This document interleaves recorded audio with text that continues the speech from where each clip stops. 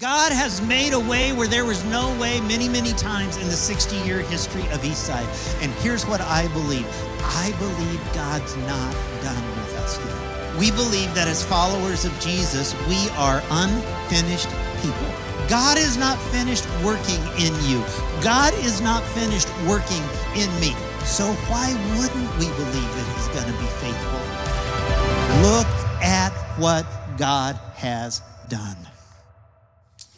Well, what's up, everyone? Welcome to Eastside. My name's Jake, and I'm one of the pastors here. And I just want to let you know that on behalf of our team, every time that you show up, every time that you tune in online, we do not take that lightly. We know there's a lot of other places you could be, a lot of other things you could be doing with your time. And the fact that you made this a priority, it really does mean the world to us. So thanks for being here today.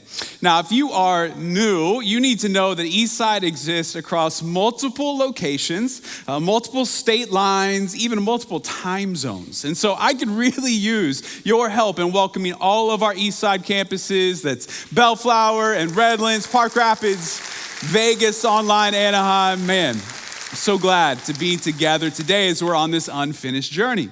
Now, for the last few weeks, our church has been in this message series called Unfinished, and we've had this one theme verse that we've been focusing on. It's Philippians 1:6, and it goes like this. I'm certain that God, who began the good work within you, will continue his work until it is finally finished on the day when Christ Jesus returns. So the big idea behind that verse and the big idea behind this entire series is that there is no graduation ceremony from Jesus. There's not some day where you get a cap and a gown and a little certificate that says you did it, you're done, it's over.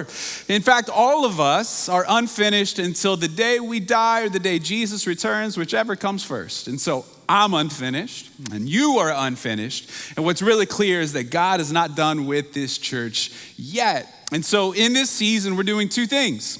First, we're looking back and celebrating all that God has already done through the first 60 years of the Eastside's history. All the way from the original warehouse in Fullerton, California, to the compassion efforts in Nairobi, Kenya, and everywhere in between. Eastside has an incredible legacy of making a difference. And the primary way that we're celebrating is through our advanced commitment night and 60th anniversary celebration.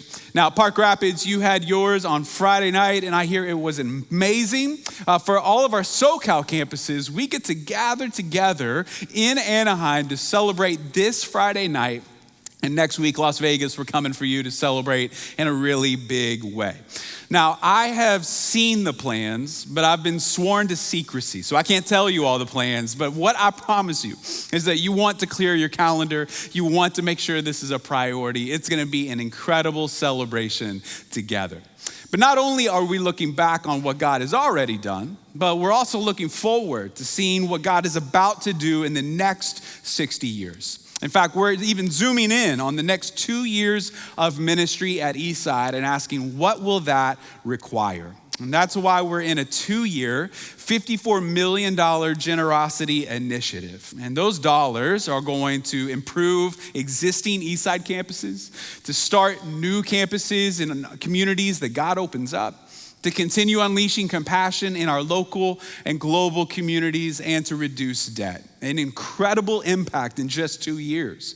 And so all of us are being invited to go on the journey and ask, what is God asking of me? What is God asking of our family, of you and your family? And when we come together, we can make a big, big difference. Now, throughout this series, we've been studying our way through the life of one particular person named Abraham. And Abraham's life, it illuminates a theme that you'll see over and over in God's word about how God interacts with people. And what God will often do is he will choose the least likely person to do his work. The last person that you and I would have chosen, the last person picked for kickball on the playground, that's who God goes after. And so when God wanted to establish a bloodline, when he wanted to create a family that he would bless for generations, he chose a man in his 70s without any kids.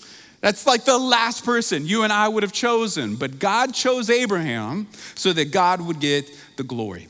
And last week, Gene taught us that God asked Abraham to move his family, but he didn't tell him where he was going.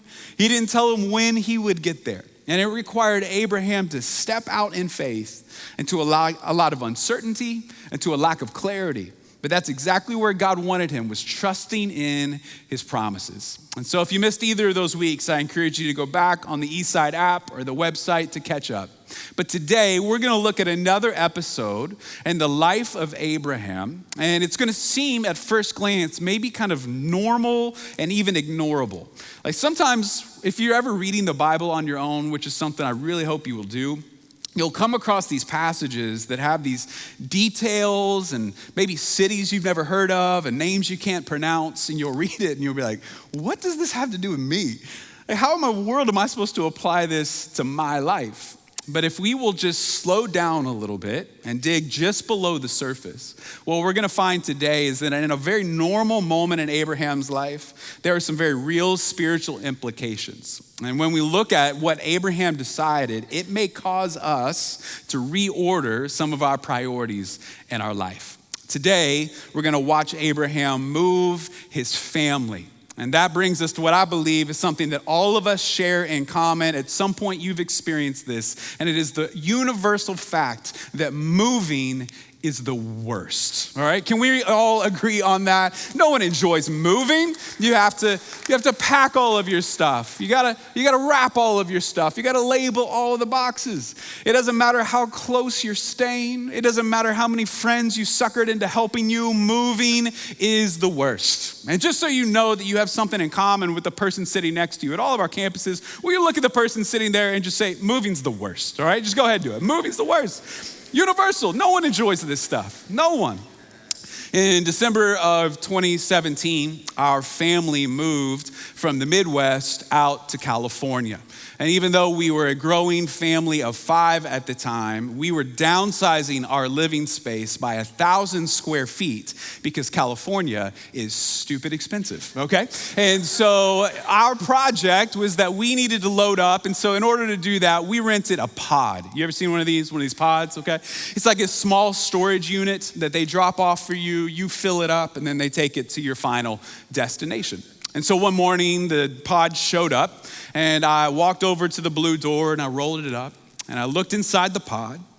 And then I turned around and looked at this 2-story house that we had lived in for the last 10 years, and I realized there's no way that is gonna fit into there. Because the universal moving experience that every single one of us have had is when we start moving our things, we wonder out loud, who bought all this stuff, all right? Where did it come from? Why did we need it? We have got to purge. We've got to downsize. So I walk in and I say, Trudy, we got a problem. This house is not gonna fit into this box. And so we need to get rid of it. I don't care how you do it, all right? You can give it away to Goodwill.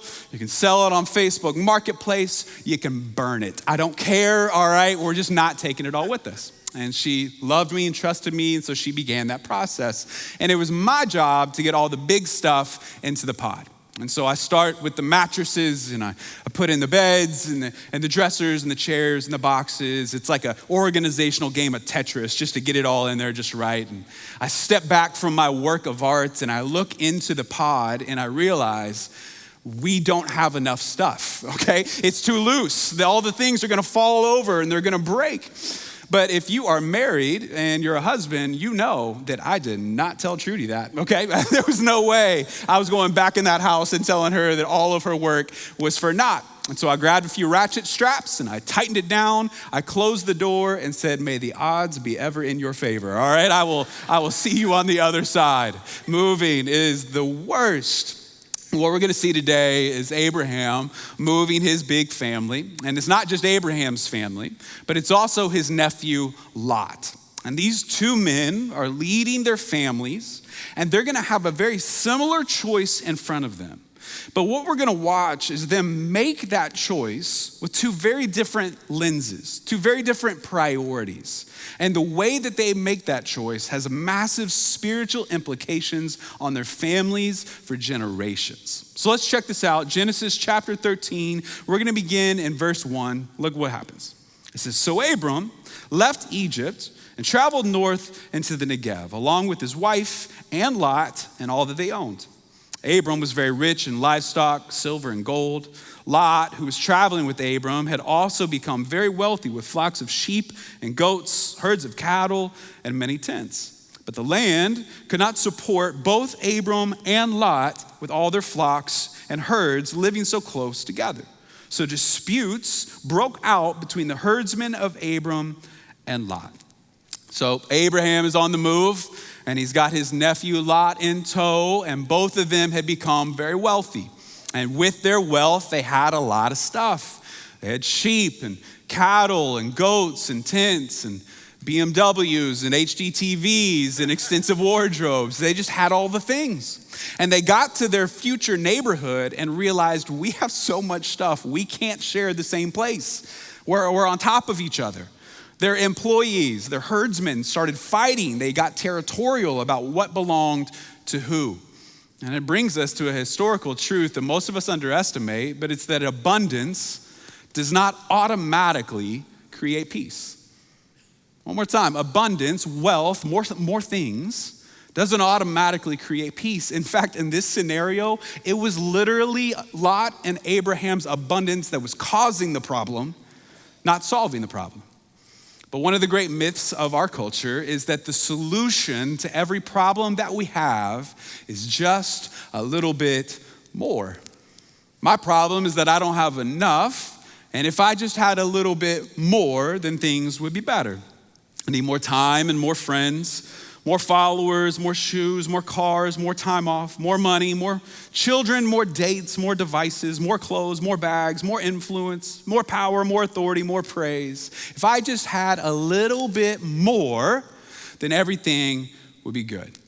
But here we have Abraham and Lot that are experiencing what, in the great words of the great philosopher, the notorious B.I.G., he said, mo money, mo problems, all right? Biggie was right.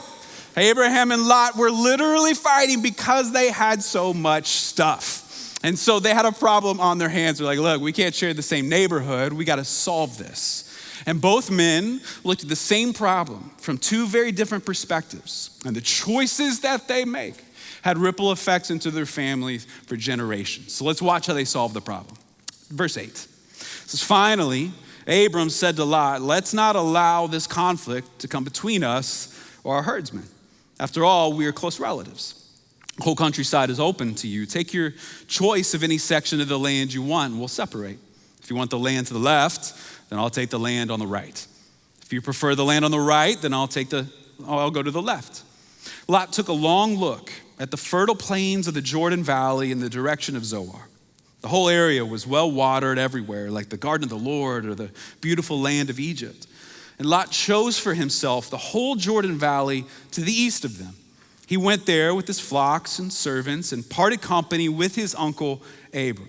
So Abram settled in the land of Canaan, and Lot moved his tents to a place near Sodom and settled among the cities of the plains. But the people of this area were extremely wicked and constantly sinned against the Lord. So Abraham, in an act of incredible kindness and generosity, looks at his nephew and says, you pick. Abraham was the patriarch. Abraham was the uncle. Abraham was the one that was receiving the promises of God, and yet he looked at his nephew and said, you choose which one you want, and I'll take the other one. An incredible act of kindness. Now, in our lives, we have a series of choices that we have to make. And honestly, the easier ones are the ones between black and white, between right and wrong. Those are clear. It doesn't mean that we always choose the right one. It just means that those are a little bit simpler.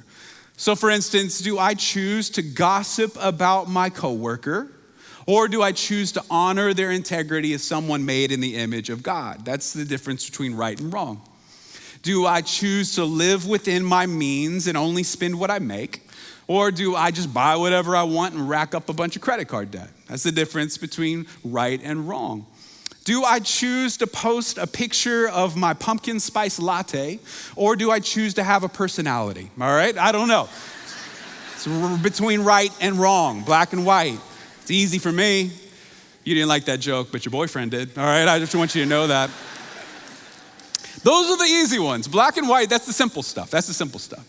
It's when we get into the area of life that becomes a little gray that the choices are harder, like the difference between good and best. That's complicated. Or the difference between totally okay and wise.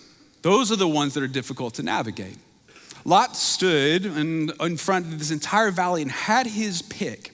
And the way he made his decision is he chose the plot of land that would make him the most money.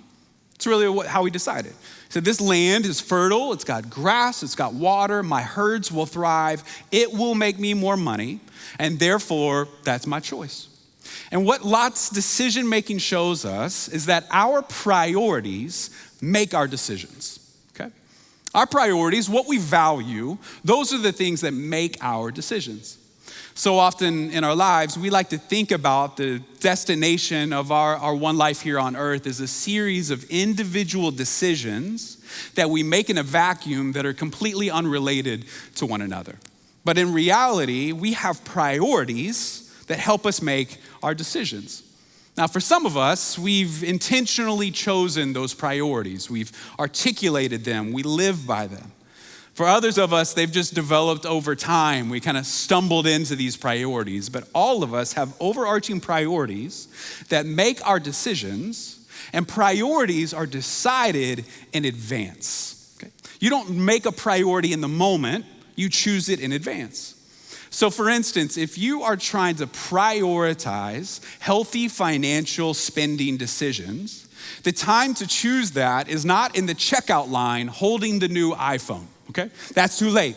You're getting the iPhone. It's not the time to choose. You choose your priorities in advance. Or if you're trying to make healthy eating decisions, the time to choose that is not at the restaurant while you're holding the dessert menu, okay? That's too late. You're getting the cheesecake. That's how this works. Priorities are determined in advance. Or maybe you're trying to prioritize being sexually pure in your dating relationship. The time to choose that is not when it's late and you're all alone and she's willing. That's too late. We make priorities in advance. And see, what we understand from Lot is that his priority was to make the most money. That was the primary driver behind his decisions. And I just got to ask you a question. What if the choice that makes the most money isn't always the best choice? I don't know how many options you've had in your life. I don't know how many people have come to recruit you, or you had a raise that you could take, a transfer, maybe it would require a move. And so often in our lives, we have this reductive view that if the choice before us makes us more money, that automatically makes it the best choice. But sometimes those decisions lead to trajectories and destinations that we never really wanted to find ourselves in. They make us into a certain person, they take us to a certain place. You see, Lot made the decision that would make him the most money, but there was this little detail I hope you caught there at the end of chapter 13 where it says, where Lot chose to live was right next to this place called Sodom. And Sodom in our modern day has become almost a metaphor for a place that's full of corruption and evil and wickedness. But for Lot, it was a very real place with very real people. And he moved his family right next door. In chapter 13, it says he was a neighbor of Sodom. But then check out what it says in chapter 14. It says Abram's nephew Lot was living in Sodom. In just one chapter, he went from a neighbor of Sodom to living in Sodom. And then in chapter 19, we read the two angels arrived at Sodom in the evening, and Lot was sitting in the gateway of the city. Back in this time, the most respected men, that's where they hung out. The leaders of the community would sit at the gates of the city. Lot had gone from neighbor to resident to leader. He got close, and then he got in, and then he became ingrained. At first, they were just close. Like at night, they could see the lights of Sodom from their backyard. On Friday night, they could hear the Sodom High School marching band playing music, but they were on the outside. They were on the outskirts. And then they decided to move. They said, it's a shorter commute, and the schools are better for the kids, and it's closer to the good restaurants, and so we'll just live there. It'll be fine. And by chapter 19, they had become so ingrained that they were no longer resisting the culture, they were helping create the culture. They were leading the thing. What Lot desperately underestimated is that every decision is spiritual. So often we like to compartmentalize our life as if I'm making a financial decision alone. I'm making a moving decision alone. I'm making a dating decision alone. But in all of those decisions, there is a spiritual implication to every choice we make. Lot chose to live in the place that would make him the most money, and he failed to realize that he was putting his family in spiritual danger. In fact, his wife became so ingrained in Sodom. She loved the luxury, she loved the culture, that even in the face of impending death, she didn't want to leave. His daughters were threatened by a sex-crazed mob that wanted to abuse them. And Lot and his family had to be rescued from Sodom multiple times by his uncle Abraham. You see, Lot was pursuing abundance, and Abraham was pursuing obedience. And those are two different paths. Lot said, the place that will make me the most money will automatically be good for me and my family. What Abraham said is, I want to go exactly where God's leading me. And even if it's uncertain and even if it's a little ambiguous, I'm willing to sit exactly in the center of his will. In fact, we see this in another episode in the life of Abraham, just in the next chapter, chapter 14. Well, all of a sudden, Abraham gets word that his nephew Lot and his family and his possessions had been captured by an enemy nation. An enemy had invaded Sodom, had taken Lot's family and all of their stuff, and now they were literal prisoners of war. So Abraham gets up from the couch and grabs the car keys, kisses Sarah on the head and says, I gotta go save your idiot nephew again. And so he goes off. And it says that there are 318 trained men that attack the enemy and defeat the enemy and rescue Lot and his family and his possessions and bring them home. An incredible victory in the career of Abraham. Now you can imagine Abraham celebrating in all kinds of ways. Like maybe he would go down to the local pub with the boys to celebrate. Maybe he would pull Lot aside and say, you are lucky that I love my sister because you are an idiot. Okay, he could have done anything. But instead, watch how the very first thing that Abraham does after his victory, Genesis 14, verse 18, it says, then Melchizedek, king of Salem, brought out bread and wine. He was priest of God Most High.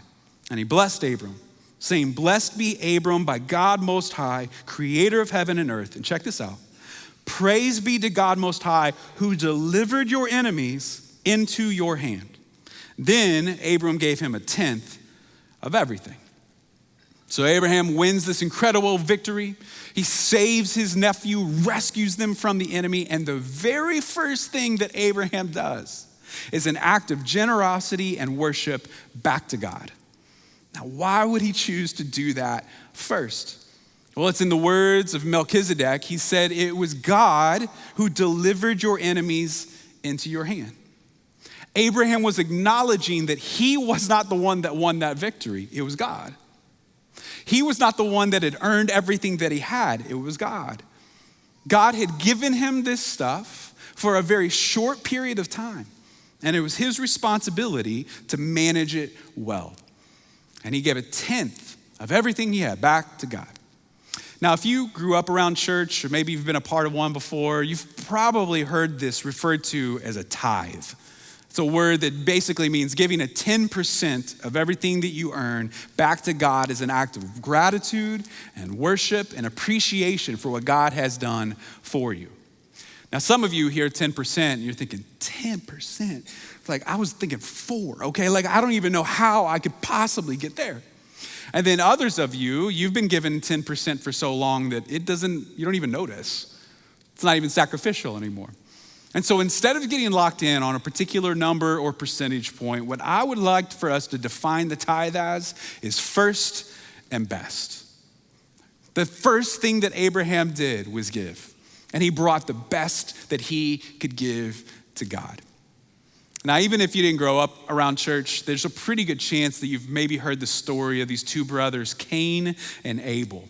They were the two sons of Adam and Eve, the very first family, and they are infamous because their relationship ended when Cain killed Abel. But what may not be so familiar is the source of their tension, why they fought in the first place. And check this out, Genesis chapter 3. It says, when it was time for the harvest, Cain presented some of his crops as a gift to the Lord. Abel also brought a gift, the best portions of the firstborn lambs from his flock. The Lord accepted Abel and his gift, but he did not accept Cain and his gift. Two brothers, two businessmen, two men that made a profit, two men that gave a gift to God, but with two very different outcomes. I have 4 little kids at home. That's our family dynamic. And if you know anything about being around kids, they are the biggest mooches in the world, okay? They're exhausting. And so what'll happen is on a Friday night, we'll have like a family movie night, and I'll make a big bowl of popcorn, and it'll be buttered, and it'll be salted, and I'll sit down on the couch, and inevitably, one of them will saddle up right next to me and summon up the biggest puppy dog eyes that they can muster, and they will say, "Can I have some?" And I'll look back at them as only a father can and say, "No, all right, no. This is my popcorn. I bought the popcorn. I popped the popcorn. I buttered the popcorn. I salted the popcorn, all right? If you want your own popcorn, get a job, all right? I don't know. You're 8, I don't care. In fact, if I fill up and there's some left, you can have the kernels at the bottom, okay? Make it hot in your mouth, maybe it'll pop. I don't care, all right? This is my popcorn. I'll give you some if there's some left over." Quite frankly, that's exactly Cain's attitude when he came to time to give generously to God. It doesn't say that Cain didn't give to God at all. It just says he brought some of it. Cain harvested the crops, and he got paid, and he looked at that paycheck, and so he took care of a few things first. He made his car payment. He paid his kids' school tuition. He put away a little bit for that trip to Cabo later this fall. And then he brought some to God. Abel, on the other hand, he brought the best. Now just think about this from a business perspective. He was a herdsman, he was a shepherd. His whole income was how well these animals grew. The best of his flock were the things that would make him the most money. The best sheep, the best goats, those were the things that would provide the most for his family. And instead of taking those to market, he gave them to God as an act of sacrifice and gratitude and appreciation. Abel fully believed that God had already provided and would continue to provide. And so he was willing as an act of worship to bring his first and his best. His first and his best. You see, the reality is that all of us tithe to something. We give our first and best to someone. Everyone gives their first and best to someone or something. So for instance, you get paid, right, on some kind of regular basis, and then you have to pay other people. This is how life works. And so for some of us, the very first thing that we do when we get paid is we send a check or we digitally send it out to either our landlord or our mortgage company, because our priority is having a roof over our head. We like having a place to sleep. We like electricity and heating and air conditioning, and therefore the first thing we do is make sure we have somewhere to live. Or maybe others of us, the first thing we do is we pay for our kids' tuition or that travel sports team or the music tutor, and what we're saying is our priority is to give our kids the best life that we can provide. So for others, the very first thing we do is put some away for retirement. I mean, we don't want to work forever. We want to make sure that we're taken care of in the future, and so we put some things away. Not to be incredibly clear, those 3 things are not bad at all. It is good to have a roof over our head. It's good to provide for our family. It's good to save for the future, but I can guarantee you that none of those 3 things put breath in your lungs. None of those things woke you up today. And most certainly, none of those things sent their one and only Son to pay the price for our sins so that we could live eternally and live free. Friends, I'm just asking you, what would it look like to make God your first and your best? Now, I don't say that as someone that thinks that's easy. In fact, generosity in my spiritual development was one of the last things to develop. I got really creative in the way that I would justify it too early on in my life. Like when Trudy and I got married, I was 23, and I was a first-year youth pastor, and she was a first-year kindergarten teacher. And I don't know if you know much about those two industries, but we were not exactly swimming in money, okay? We were getting started. And so I told myself, you know what? I could have been anything. I could have been an attorney. I could have been a doctor. I couldn't have been a surgeon. I don't do blood, all right? But I could have been a lot of things that would have made a lot more money. And so I've already sacrificed. And I said, I'm 23. I'll have more when I'm 33. I'll have even more when I'm 43. And then that's when I'd like to be generous. I just need to wait till I have a little bit more. And it was actually in a season just like Unfinished, at a church very similar to Eastside, that we were leading others to become generous people, leading others to acknowledge that the reason we have anything is because God gave it to us in the first place. And I had a friend, very firmly and very lovingly, very truthfully and very gracefully confront me and saying, man, what are you doing? Generosity is not a result of your circumstances. It's a result of your heart. If you get more, you'll be just as generous as you are right now. And he was right. And so I have to confess, I started giving as an act of obedience, not joy.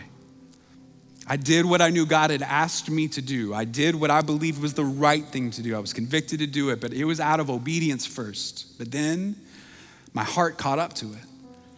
I had to do the next right thing, and eventually we've learned to love it. And now our family loves being a part of something bigger than us.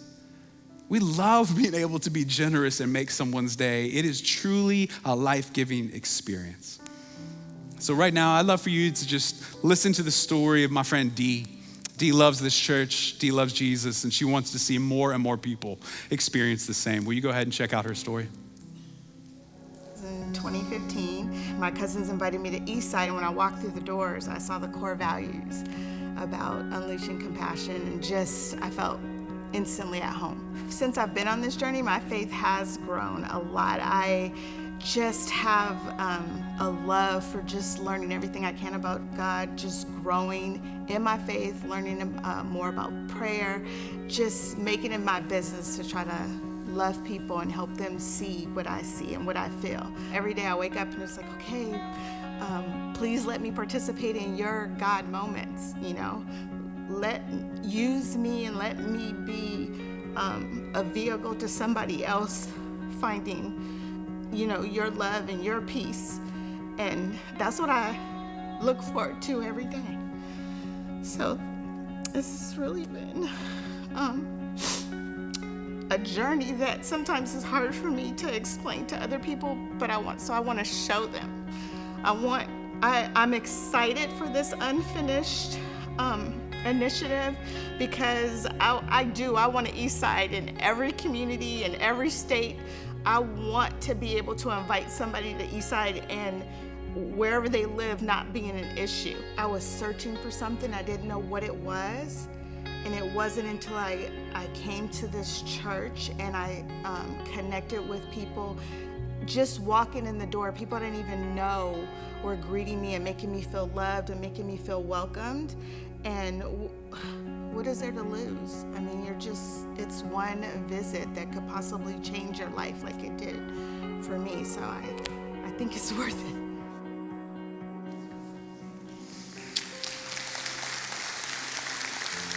I'm with Dee. I think it's worth it. Friends, I got one simple question for you this week. Who's getting your first and best? Someone is. Something is. Some priority is getting our first and best. And I'd love for you to pray about what does it mean for God to get my first and best.